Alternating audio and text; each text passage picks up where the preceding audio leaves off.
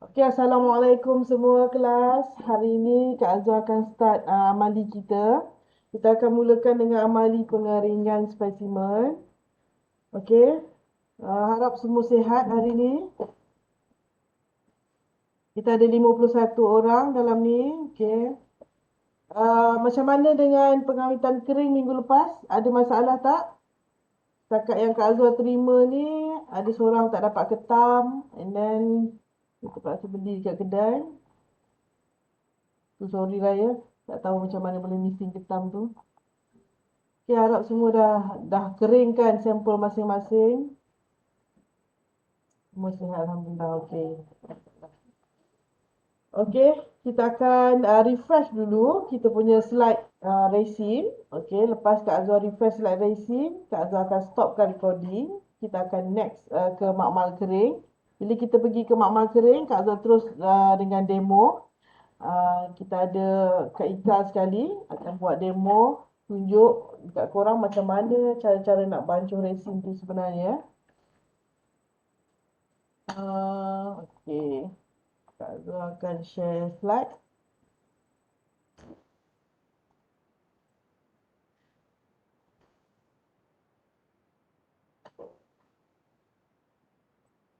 Okay, boleh nampak ke korang slide Kak Azwar ni?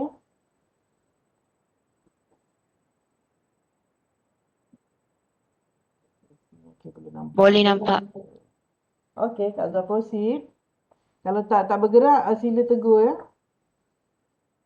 Okay, kita akan mulakan untuk kelas resin. Untuk kelas resin ni Kak Azwar review balik. Hari tu Kak Azwar dah explain dah. So kita akan refresh balik macam mana teknik dia, apa yang kita perlu prepare.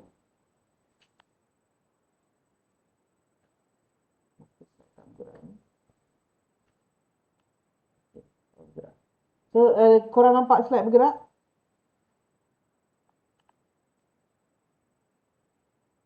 Nampak. Okay, good. Okay, bahan-bahan yang diperlukan, kita dah prepare ethanol, crack specimen, kita prepare juga resin, hardener, mold, acuan warna pink dengan warna brown tu. Okay, paintbrush yang daripada amali pertama. Kita ada sandpaper, kertas pasir untuk gilapkan kita punya bucu-bucu blok resin nanti. So kita ada wood stick sebagai stirrer untuk kacau. Kita ada plastic cup untuk bekas bancuh. Kita ada glove untuk you pakai and then label UMT untuk masukkan dalam resin nanti. So apa benda yang korang perlu prepare di rumah adalah stainless steel tray, rubber tray, plastic tray. Ini anggaran A4 size untuk tetapkan korang punya spesimen. Dan 3 plastik container dengan separate label. 30%, 50% and 70% ethanol. Yang ini untuk proses drying ya. Dehydration and drying sample. Lepas tu bekas dia bekas yang kecil ikut size spesimen. Kalau boleh combinekan crab dengan bivalve tu supaya boleh jimat ethanol dan jimat ruang. Asalkan tak crackot atau tak patah sudah. Okay, so asalkan dia boleh duduk dengan selesa lah dalam balang tu. So kalau ada cup kecil-kecil ke bekas kecil-kecil boleh pakai. And then tissue paper untuk lap. So surgical tool, scissors, forceps ni jika perlu. Kalau tak perlu tak apa. Contohnya macam ada kerang siput yang perlu dikopek buang isi dalam. So kita perlukan ya. Scissor dengan forceps. More release. Okay, more release ni you all tak ada. Tapi ada option. Korang boleh gunakan Vaseline, lip balm, candle atau apa jenis wax. Wax product ni sebenarnya dia menyebabkan resin ni tak lekat pada acuan. Okay, so bila dia tak lekat dekat acuan, dia senang ditanggalkan lah.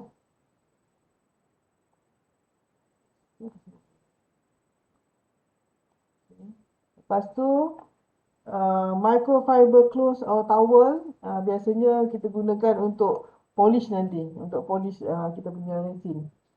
Front sample, edit 1 bivalve. Ini species less than 7 cm length and width.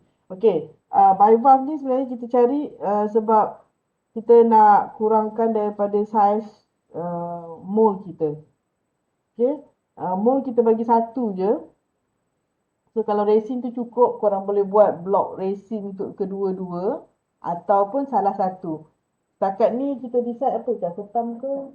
Ketam kan? So utamakan ketam dulu. So dalam mold tu pertama sekali buat ketam, lepas tu isi logo UMT. Kalau ada lebih resin, baru buat apa nama bivalve. So kalau tak cukup, bivalve tu boleh coating sahaja. Boleh sapu lapisan pertama dan lapisan kedua. Okey. Benda yang perlu ingat, bancuh resin secukup yang diperlukan. Biar kurang, jangan lebih. Kalau lebih tu nanti korang kena fikir pula kena buat apa sebab dia akan beku jadi pembaziran. Okey. Kalau boleh sukat betul-betul acuan tu, oh agak-agak berapa and then baru guna pakai.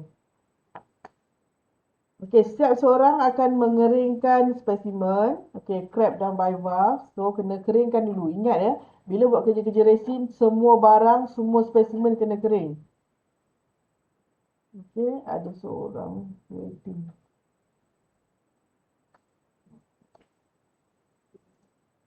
Semua dah cukup. Okey, so pastikan spesimen semua kering. Barang-barang, tangan korang semua kering. Buat di dalam environment yang tidak lembab ya. Kalau dalam bilik air tak boleh lah sebab lembab kan. So kalau boleh biar tempat yang kering. Sebab nanti resin tu dia tak akan beku properly. Okay, follow the step based on the handout and video. Okay, so tak ada video tapi ada handout dengan demo. Demo by Kak Ika nanti. Identify the crack and bivalve specimen given and record in the data sheet. Okay, pada minggu pertama kita dah bagi data sheet yang Excel tu. So boleh rekodkan crack dengan bivalve punya spesimen, apa maklumat dia semua, masukkan dalam data sheet. So dalam data sheet tu nanti akan ada at least 3 spesimen punya info, ikan, ketam dan bivalve.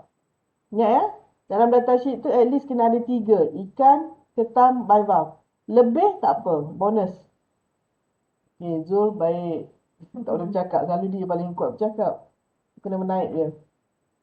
Okey, lepas tu macam biasa, kita akan minta you all sediakan video 3 minit. 3 minit ni combinekan dry specimen dengan resin punya teknik. Okay, so nanti kita akan ada 2 video. Part 1, wet preservation. Part 2, dry specimen. Okay, dry specimen ada 2 teknik. Dehydration dengan resin coating dengan resin block. Okay. So, bila dah cover semua tu, kalau boleh, dalam slide tu kita ada subtitle lah. Supaya kita boleh tengok apa yang you all cakap dan di-typekan kat bawah tu. Pastikan tak ada typing error. Biasanya mesti ada typing error. Okay, while recording and conduct the lab, ensure wear proper PPE, pakai glove, pakai mask, lab coat kalau boleh. Untuk buat resin, pastikan pakai baju tak cantik. Sebab resin tu kalau menitik kena baju, kena tudung, dia memang forever lah lekat kat situ. Tak boleh nak basuh. Okay. Dalam ni Kak Azhar tak nyatakan untuk mencuci, kita boleh guna pakai apa hari tu? Cuka kan? So at least dekat rumah boleh cari cuka untuk cuci tangan-tangan yang melekat-lekat kena resin. Okay, jangan lupa submit video dekat e-learn ataupun YouTube. Hantar link pun boleh kat dalam e-learn tu. Submit dengan nama apa? MMB3314, matric number, lab 2. Okay. Satu yang Kak Azhar nak beritahu, dekat dalam schedule korang ni, okay, schedule untuk syllabus, minggu ni kita buat dry specimen untuk resin. Minggu depan, 2 hari bulan 5, output sepatutnya. Tapi disebabkan 2 hari bulan 5 tu cuti Labor Day. Dia convert daripada 1 hari bulan tu masuk sekali dengan 2 hari bulan 5. So cuti, tak ada kelas. Okay. Kalau ikutkan jadual, next kelas amali adalah 16 hari bulan 5, storage management. Okay. So kita akan stick pada jadual 16 hari bulan 5 kita akan buat storage management. Dan 23 hari bulan 5 output untuk storage management. So untuk 23 hari bulan 5, dengar ya, kalau cakap ingat 23 hari bulan 5, so kita akan review semua sekali video. Video part 1, video part 2 dengan video dengan storage management punya kerja. Okay, so storage management ni nanti korang kena buat kotak lah apalah semua. So, waktu tu kita akan output semua sekali. So, yang video web tu Kak Azhar dah ada tengok dah. Nanti kita akan komen sekaligus lah. Sebab hari Khamis pun kita cuti tau. Hari ni bekerja. Besok cuti pertabalan. Hari Khamis nuzul Al-Quran. Which is Terengganu cuti, semua cuti. So, kelas Dr. Mel tak tahulah macam mana. Saya pulang pada Dr. Mel.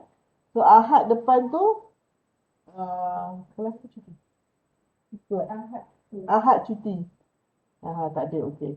So, Ahad tu cuti juga sebab 2 hari bulan 5. And then, kita jumpa 16 hari bulan 5. Okay, so jangan rindu-rinduan. Kita agak lama juga gap ni, cuti-cuti ni. Sebab sebelum ni buat jadual tak perasan cuti tu Terengganu ambil. Okay. Rindu dah ni. Sweet talk sangat. Okay, bahan-bahan yang diperlukan. Ini Kak Azhar dah cakap tadi. Resin, hardener, bekas untuk membancuh, pengacau, penyukat, alat pelindung diri, release agent, acuan, pencokir gigi, berus, pencuci ataupun cuka. Okay. So, kaedah-kaedahnya ni refresh balik. Patutnya korang dah ingat sebab Kak Azhar dah present dah hari tu. Dah bagi slide kan, ada dalam video. Persiapan sampel untuk disador, pemilihan acuan, persediaan permukaan acuan. Ini penting ya. Menyukat resin dan hardener, ini pun penting. Mixing atau menggaul resin dengan hardener. Setiap satu step ni ada dia punya kepentingan dia. Kenapa penting? Alright, lepas tu menuang lapisan resin, mengatur sampel, rehatkan, keluarkan dari acuan, menggilap dan membersih. So, persiapan sampel. Okay. Aktiviti minggu sebelum ni yang korang buat dry preservation tu adalah salah satu teknik persiapan sampel. Tentukan sampel yang akan digunakan. So, korang dah ada satu sampel crab dan satu sampel bivalve. Sediakan reka bentuk blok yang ingin dihasilkan. So, korang tak perlu nak reka bentuk lagi sebab reka bentuk korang adalah mold yang telah disediakan. So, quite limited lah. So, kalau di RRC, bila korang buat amali di RRC, korang boleh pakai silikon, boleh pakai tanah liat, boleh pakai macam-macam jenis mold. Tapi untuk kelas kali ni, kita bagi korang cuba pakai silikon mold dulu. Sebab dia senang. Senang untuk letak, senang untuk keluarkan. Sediakan bahan-bahan yang akan dimasukkan ke dalam blok seperti label, logo, spesimen, nombor tag dan lain-lain yang diperlukan. So, apa yang korang perlukan adalah spesimen dan logo UMT. Pastikan logo UMT tu ada dalam resin blok korang nanti ya. Untuk tahu itu adalah daripada amali kelas korang. Okay? Takut nanti logo dah hilang tak tahu pergi ke mana dah. Sebab benda tu kecil sangat, halus sangat. Okey, cuci dari habuk, minyak dan kekotoran. Okey, cuci korang punya mold tu daripada habuk, sebarang minyak ataupun kekotoran. Nak cuci guna apa? Microfiber punya towel tu. Boleh guna untuk cuci. Kalau pakai tisu, ada setengah tisu yang create banyak habuk lagi. Dia akan melekat pada mold tu. Baik pakai microfiber towel untuk buang.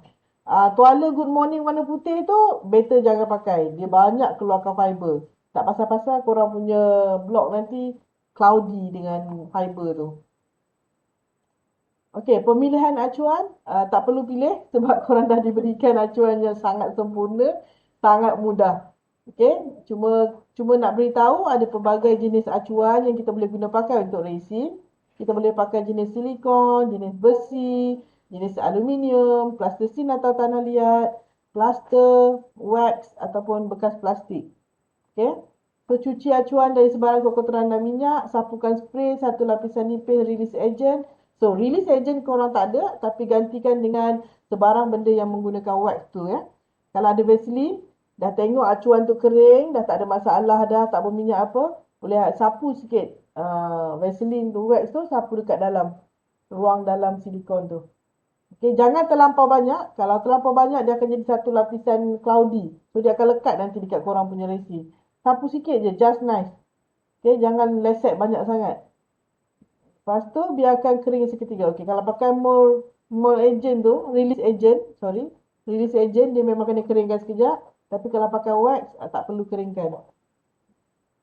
Kalau pakai release agent, biasa dalam bentuk spray macam ni. Okey, persediaan permukaan acuan. Sebarang acuan perlu bebas air dan kering sepenuhnya. Air liur pun tak boleh ada kat dalam tu. Titik-titik-titik. Nanti habis korang punya resin. Deterjen juga akan mengelakkan epoksi daripada melekat. Kalau basuh guna sabun, bilas betul-betul, lap hingga kering, baru isi release agent. Okey? Malah bahan cuci sering digunakan dalam acuan yang boleh digunakan semula sebagai ejen pelepas ataupun release agent tadi untuk epoksi. Secara umumnya perlu mengelap kawasan dengan aseton atau alkohol atau pelarut bukan berminyak dengan kain bersih sebelum mencampur epoksi. Pastikan pelarut meluap sepenuhnya dari permukaan dan cuba untuk tidak menyentuh permukaan selepas itu. Minyak di tangan anda boleh menjejaskan sapuan. Kalau ada cop jari dekat dalam resin tu, tahulah korang cuci tak bersih lah mold tu. Okey, cara menyukat. Untuk kita punya resin, dia ada banyak jenis resin dalam dunia ni. Dia ada yang nisbah 1:1, 0.51. Tapi untuk resin kita, nisbah dia 2:1. Dua resin, satu hardener. Okay, ini yang kita guna pakai untuk kita punya resin. Sebab setiap resin dia punya mixing dia dengan concentration dia berbeza. That's why kita sediakan cawan penyukat tu supaya dapat ketepatan yang diperlukan. Bila korang sukat tak betul, nanti dia punya resin jadi gooey. Dia tak keras dengan betul. So korang akan dapat resin block yang apa orang kata, yang tak berkualiti lah. Gummy, dia jadi macam tidak keras. Okay. Sukat resin 80 ml dan hardener ml. Okay, so yang ni tak payah. Ini abaikan. Sorry. Sebab kita akan sukat berapa itu ke?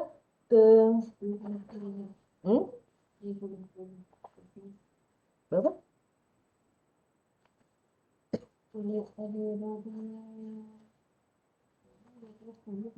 Ya, 20-10. Lebih kurang macam tu lah. Mungkin 20-10 ml. Kita batuk pula. Sebab korang punya acuan tu kecil je. Kena tengok lah. Okay, elakkan dari wujudkan buih yang melampau. Waktu sukat, anda nak tuang tu pun kena tuang elok-elok. Elakkan daripada create buih lah.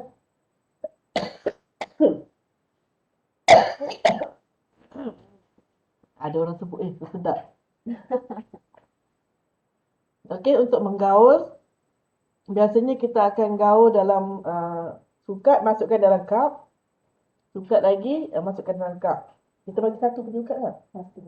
Okey, kalau bagi satu penyukat, penyukat yang digunakan tu kena betul-betul scrap masuk dalam bekas. Lepas tu baru tuang hardener. Lepas tu masuk balik dalam cawan, gaul properly. Even ada yang dekat dinding-dinding pun kena kikis. Kena gaul. Sebab dia punya percentage tu nanti lari. Okay. Buih mudah terbentuk jika bancuhan digaul terlalu cepat. Okay. Korang kena gaul satu arah dan slow-slow. Dia punya concentration berbeza. Bila korang campurkan dalam cup tu boleh nampak dia macam air gula yang tak larut. Dia punya apa nama? Corak bukan corak. Dia punya macam air gula yang tak berlarut tu dekat dalam cawan. Korang akan gaul. Dia macam cloudy sikit. Bila dah rata, mix well, dia akan jadi clear. Dia akan nampak lebih jernih. Lepas tu dah tak ada dah nampak campuran air gula tu. Dan dia akan ada rasa suam-suam sikit. Itu maksudnya dia dah mix well, dah cure, dah ready untuk masukkan dalam mold. Tapi ada sejenis resin yang memang lambat proses cure dia tak rasa suam. Nak tunggu suam, lambatlah korang. Okay. Yang kita bagi resin ni, resin Jedio. Okay. So, Jedio, tak usah beritahu, is the easiest resin dalam dunia. Kita orang bawa tu daripada Perancis, made in France. Jedio ni tak ada bubble. Warna dia pun tak payah isi pewarna sebab memang warna putih clear. Dia tak pekat, cair. Bila korang gaul tu mudah je. Dalam berapa minit dah boleh mix well. And then bila korang tuang pun penghasilan bubble tu sangat minima. Tak ada bubble-bubble halus. So korang boleh dapat block resin yang cantik sebenarnya. Lepas tu kalau korang biarkan terlalu lama, GDO betul, GEDEO.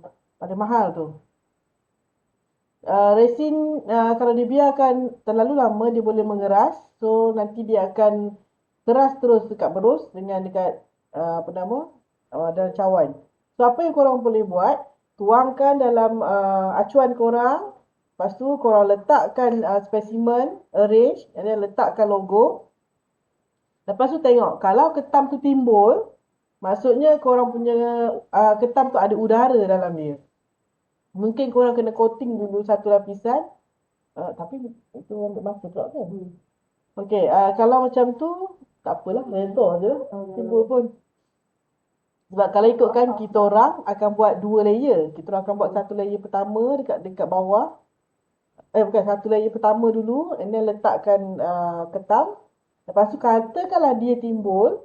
So next tu maksudnya esok. Esoknya kita akan bancuh lagi satu layer nipis untuk tuang lagi. So dia akan jadi 2 layer. Katakan kalau dia timbul ya. Lepas tu lebihan resin tu kita akan sapu pada bivalve tu. Kita akan coating pada bivalve. So kita akan ada satu blok. Tak boleh tekan ke Kak Azhar? Memang boleh tekan. Tekan, lepas tu dalam beberapa minit dia akan naik balik. Ataupun korang tekan, malam nanti dia timbul balik. Macam tu. Memang dia sakit hati sikit lah. Kita tekan isi pemberat. Tapi dia akan ada tendensi untuk bergerak sendiri. Tendensi untuk menghasilkan bubble. Kak Azhar, saya tengok semalam cantik tak ada bubble. Besok bubble penuh. Bubble tu tak tahu datang dari mana. Sebenarnya sebab ada rongga dalam ketam tu. So dia akan keluarkan bubble tu secara perlahan. Lagi satu, reaksi resin tu sendiri dia semakin lama semakin panas. Dia akan keluarkan heat. So dia akan jadi memanaskan ketam tu. So kalau ketam tu ada udara dalam tu, so dia akan keluarlah bubble tu. Bukan cakap ketam, apa-apa sampel yang kita gunakan untuk embeddedkan dekat dalam resin. So bila dia dah keras, memang kita tak boleh nak ubah, tak boleh nak beki dah. Waktu sebelum dia keras tu korang boleh tengok. Waktu letak dalam mold, letak spesimen, kalau nampak ada potensi timbul, lepas tu kena fikir, esok kena buat lagi satu layer. Kalau nampak okey, duduk settle dekat bawah, so okey. Dan kalau boleh tengok dari semasa ke semasa. Tutup dia, jangan tutup rapat-rapat. Biar berongga sikit tapi tutup untuk elakkan habuk ke. Nanti ada adik mari cuit ke. Ataupun esok dah tengok tak ada lah. Terlingkup ke bawah. Okey. Tulis nota sikit, jangan sentuh. Nanti kan ada orang yang nyentuh gatal-gatal tangan, melekat jari kat situ. Okey. Biasanya benda-benda pelik macam tu memang orang akan cuba untuk sentuh lah. Okey, lepas tu tuangkan dia tadi macam Kak Azhar cakap. Elakkan bubble, kalau ada bubble kena buang bubble. Buang pakai pencolek gigi tadi, toothpick. Untuk buang bubble tu. Masukkan spesimen. Ini contoh-contoh yang sudah sebelum ni dah buat ya. So sebelum ni kita orang bagi dia buat molas punya spesimen. So kali ni kami nak korang buat krustasia punya spesimen. Buat ketam dalam bentuk blok. Okay. Yang bivalve tu korang coating. Ni contoh boleh tengok lah. Acuan dia orang pelbagai. Okay. Esoknya bila dah beku tu, dalam proses nak ke esok tu banyak dugaan korang sebenarnya. So korang akan tahulah apa kesusahan dia. Sebab ada bubble, timbul, dah tekan balik, bergerak sana, bergerak sini, logo bergerak. Sebab benda tu daripada cair dia nak pekat tu ada je benda yang berlaku. Keluarkan dari acuan, apabila resin tu dah betul-betul keras, katakan korang buat pukul 8 malam hari ini. Pastikan korang buka 8 malam esok. Kalau korang buka 8 pagi hari ini, memang korang akan dapat blok yang ada cop jari korang. Betul dia keras tapi dia boleh di bending lagi. Okay, dia boleh merubah bentuk. Yang tu tak elok, jangan buka lagi. So kalau buat pukul 10 buka. 10 esoknya. Elakkan resin dari sumber UV keterlaluan. Jangan biarkan terdedah pada lampu sebab resin ni di dalam proses polymerize tu dia mengeras, nama dia proses polymerize, dia akan serap UV. That's why Kak Zul suruh tutup untuk elakkan terdedah pada cahaya matahari yang tinggi ataupun lampu yang tinggi. Sebab bila dia serap UV, korang punya blok resin akan cepat jadi kuning. Untuk simpan blok resin pun kena wrap dengan tisu ke dengan apa-apa and then simpan dalam drawer atau bekas gelap supaya tak kena cahaya. Okey, untuk kita nak dia tahan lama. Kak Azwar dekat sini pernah buat eksperimen dengan Kak Ika, biasanya sampai 3 tahun. Lepas 3 tahun dia akan kuning. Setakat ni lah yang kita orang buat. So kalau kita orang jaga elok-elok, okey, lepas 3 tahun baru kuning. Kalau tak, macam kita orang biar je terdedah, memang dia akan start menguning terus. Dah banyak banyak banyak jenis resin kita orang try, tapi memang resin ni dia sensitif dengan UV lah. Okey. Keluarkan blok resin yang telah kerah dari acuan, rapikan bucu yang tajam. Okey, rapikan bucu yang tajam tu itu fungsi sandpaper, kertas pasir tu. Okey, dia punya bucu tu tak ada lah bucu yang sangat teruk. Biasanya ada sikit-sikit je. So korang plus sikit je. Sagak-sagak sikit. That's why kita bagi sandpaper tu kecil je untuk wrap dekat ujung jari. Kak Ika dah suka dah jari dia.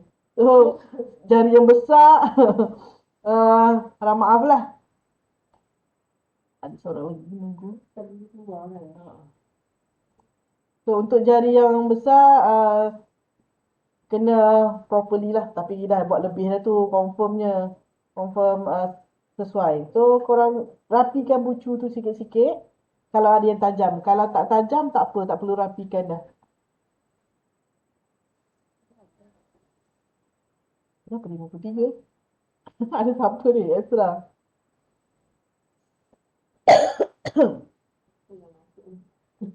Adakah Iqbal lah? Ataupun Dr. Melissa. Jadi 53 orang. Okey, rapikan bucu yang tajam dan cuci. Cuci tu cuci dengan kain ya. Bukan cuci dengan air. Tak perlu pakai air sebab benda ni boleh lap-lap gitu je. Blok resin sedia digunakan. So nanti Kak Azhar nak tengok hasil dia dalam video korang. Korang tayangkan ya. So tamat. Ada apa-apa soalan setakat ni? Kak Azhar cakap laju ni sebab nak review je. Refresh je. Tak ada. Maksudnya tak sabar lah tu nak buat tu.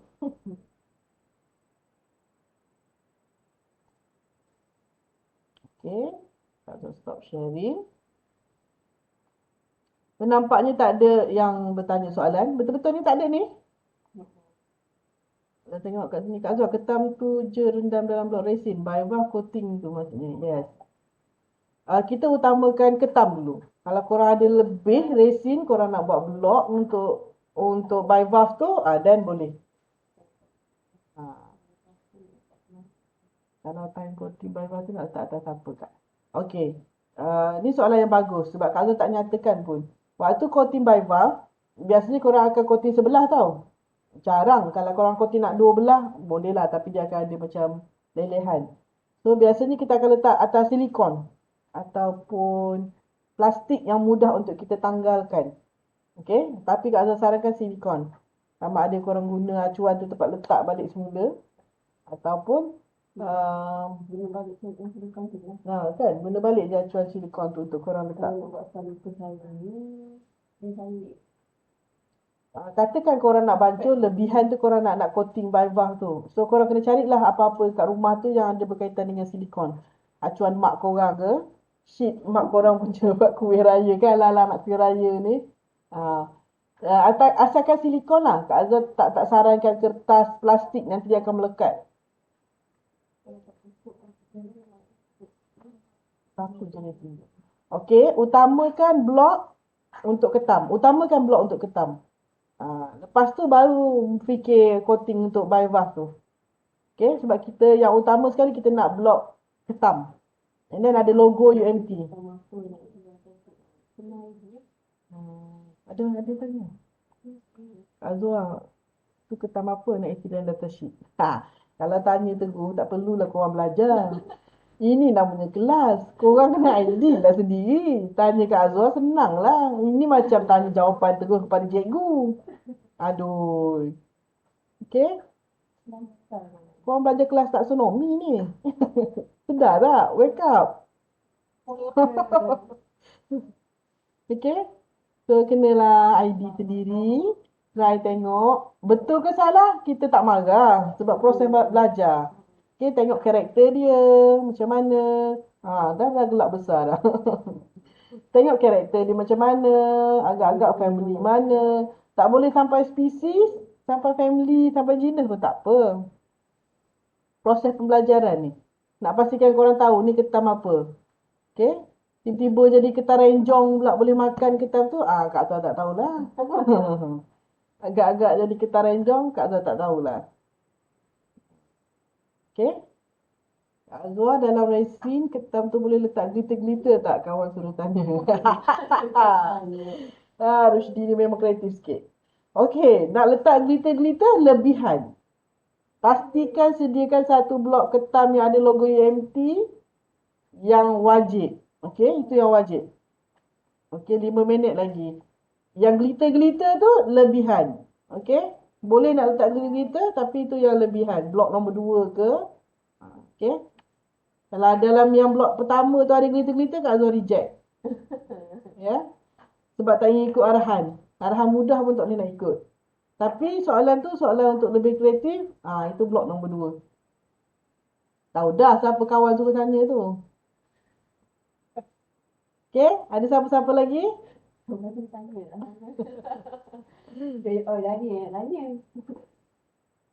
Kak Azwar dengan Kak Ika ni. Alamak, ada orang mahu nak masuk? Dah nak habis dah ni. Kok ada nak tanya Kak Ika apa-apa? Tak apa, tanya dalam lab nanti. Tak apa, sementara nak habiskan masa kita. Aku mati. Kenapa dia baru masuk ni? 54 orang. Kak Ika tahu apa tadi? Ambil tu.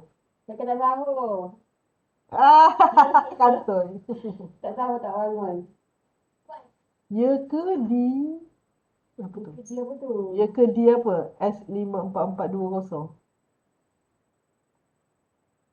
Kenapa kau tak tukar nama kau dekat webback ni? Senanglah Kak Azwar nak tahu nama siapa. Kita tanya aku semua apa. Kenapa nampak orang ni ke? Lihat. Dia hantar logo apa ni? Logo Tak dapat senyum lagi. ke apa tu? Okay, nampak macam faham je semua orang ni. Tak tahu apa lah tu. Muki dia kata. Tak Tak boleh. guna phone dengan laptop Kak Azwar. Buka guna phone dengan laptop Kak Azwar. Kenapa nak guna laptop baru? Tak faham. Tak, dia punya ikon ni tak keluar lah tu. Oh, okey. Tak apa dah. Lepas tu mati dah mas ni. 2 minit habis. Mana? Ada bagi notification. Okay, kita nak bazirkan masa je sekarang ni. Kita menerima soalan daripada anak-anak murid. Sementara kita nak create satu lagi Webex meeting.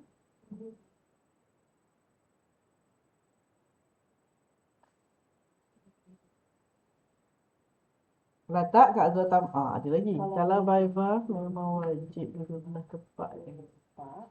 Kerang tadi besar tak muat blok. Pertama bukan kepak. Dia kulit kerang. Okey.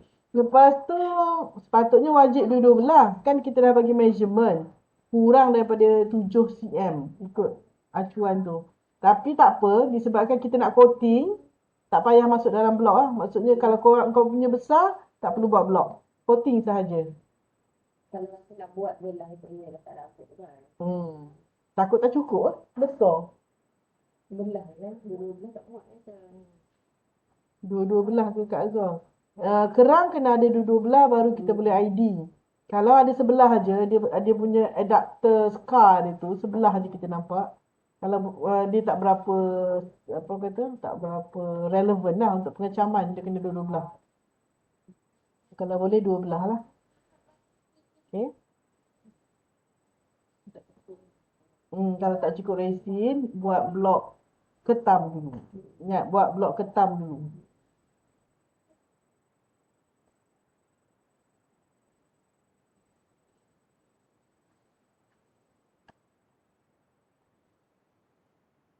Lagi soalan percuma je. Sekali tanya percuma. Kak Azhar submit dia boleh kan?